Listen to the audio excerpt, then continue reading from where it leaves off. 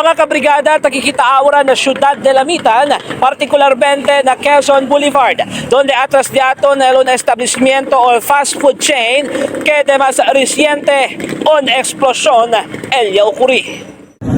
Tinig na tinig talaga namin doon sa bahay. Layo po sa amin. Una explosión el ocurrí ayer pasada a las 7 del noche na Barangay Malacas, Ciudad de la Mitan.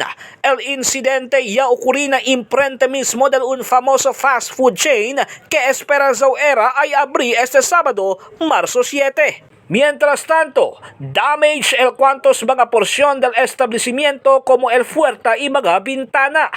Na entrevista del Brigada News Team con Lieutenant Colonel Elmer P. Solon, ya explícale que tiene un persona el a bordo de motorsiklo que ya pasa aquel tiempo na vicinidad y enseguida silang iabuta hand grenade.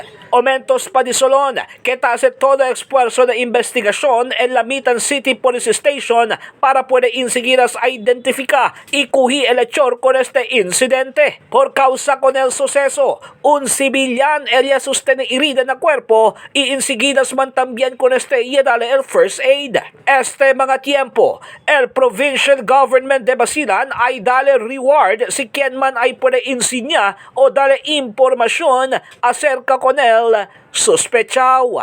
In the heart of changing lives, desde mismo aquí na probinsya de Basilan, este si Brigada Jasper Gulang para na 89.9 Brigada News FM Zamboanga, the Music and News Authority, Duro!